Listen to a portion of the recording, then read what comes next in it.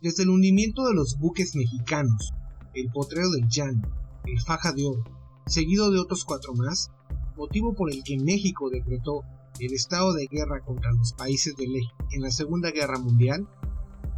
jamás ha vuelto a participar en otro conflicto armado contra ninguna nación.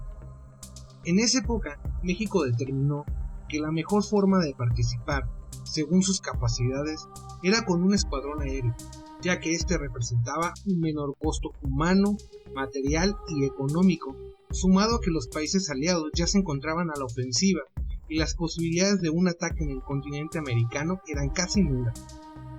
De esta manera, los 25 aviones P-47 que conformaron el Escuadrón 201 llevaron a cabo más de 90 misiones en el frente del Pacífico, con un éxito del 85%, lo que le brindó a México la oportunidad de estar entre los combatientes victoriosos, además de recibir una indemnización alemana al término de la guerra. Pero las circunstancias contemporáneas ponen los focos de atención en la región asiática, especialmente en Corea del Norte, ya que su polémico programa de misiles ha desatado una tensión que crece cada día más y, aunque no muy poco probable, podría desencadenar una guerra a escala global, si es que Estados Unidos decide ejecutar maniobras militares en Corea, y esta a su vez es respaldada ya sea por China o Rusia. De librarse una guerra a gran escala, ¿qué tan preparadas estarían las Fuerzas Armadas mexicanas y hasta dónde podría ser su participación? Con un presupuesto conjunto de más de 98,000 millones de pesos, tanto la Sedena como la Armada de México representan la Fuerza Armada del país, con más de 320,000 efectivos, pero veamos con qué equipo cuenta. La Fuerza Aérea, dependiente de la Secretaría de la Defensa Nacional, tuvo sus más álgidos recursos en la década de los 80, con la adquisición de los aviones caza F-5 a los Estados Unidos, mismos que ya cumplieron su vida útil y fueron dados de baja tras 34 años de servicio, por lo que en la actualidad no se tiene algún reemplazo en puerto, lo cual se debe a factores como el alto costo que una adquisición de esta naturaleza tendría para el erario público, y que México, al ser un país pacífico y con una muy marcada política de neutralidad a los eventos bélicos, no tiene enemigos naturales que lo obliguen a tener una fuerza aérea de combate,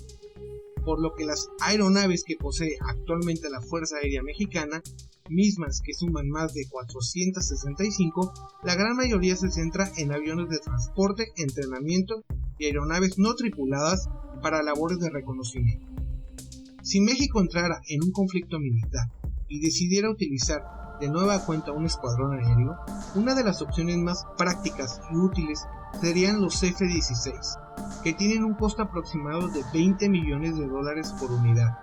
para lo cual necesitaría formar un escuadrón con un mínimo de 25 aviones, lo que nuevamente sería un gasto enorme para la nación, tanto en la adquisición de los mismos como en adiestramiento de personal y mantenimiento.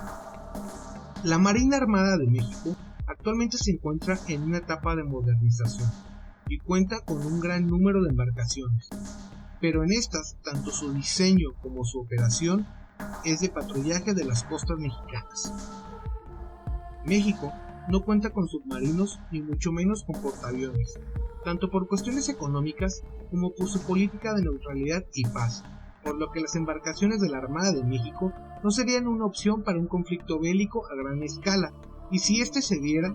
muy probablemente sus embarcaciones se limitarían a patrullaje de los mares mexicanos y en un apego a la realidad no serían rivales para un submarino, portaaviones o bien un destructor de alguna potencia hostil. México en la actualidad no cuenta con tanques de guerra. En su lugar se encuentran dentro de sus aditamentos un sinfín de tanquetas y vehículos blindados, principalmente usados para el transporte de tropas, así que esta no sería una opción viable para contemplarlo como un elemento real en la participación del ejército en una guerra a gran escala. Pensar en un regimiento de artillería sería lógico, dado los datos analizados con anterioridad, pero la gran mayoría de cañones, obuses y demás implementos de artillería son tecnología de más de medio siglo de antigüedad, aparejado a que los conflictos bélicos que se han suscitado en la actualidad distan de las batallas libradas por el ejército mexicano en las épocas de las intervenciones francesas o estadounidenses, donde los combates se libraban a campo abierto. Hoy es un rasgo característico de los combates modernos que la mayoría se libra en terrenos y zonas urbanas. Es justamente en este terreno donde el ejército y marina cuentan con la mayor experiencia, ya que desde que se inició una guerra contra el narcotráfico, se han tenido que perfeccionar las técnicas de combate urbano y adaptarse a un nuevo tipo de situación. Tanto el ejército como la marina ha recibido entrenamiento en diferentes países como Israel, Estados Unidos, Alemania, Colombia, entre otros. Además de que los ya conocidos GAFES son considerados como una de las unidades de fuerzas especiales más adiestradas en el mundo. Esto nos podría indicar que la Infantería de México sería la clave para su participación en una guerra a gran escala, ya que es su columna vertebral, pero analizando a fondo encontramos que los gastos humanos y económicos serían por demás elevados, ya que a esto tenemos que sumar gastos de transporte, equipo, alimentación y las vidas de miles de soldados que jamás han participado en una guerra de larga duración. México es vecino de los Estados Unidos, país que casi desde su independencia ha participado en la mayoría de todos los conflictos militares en el mundo, que además tiene desplegadas más de 800 bases alrededor del mundo. Y la realidad es que salvo el hundimiento de embarcaciones mexicanas por el ejército alemán, nunca ha recibido daños colaterales en su territorio por la política beligerante de su vecino. Además,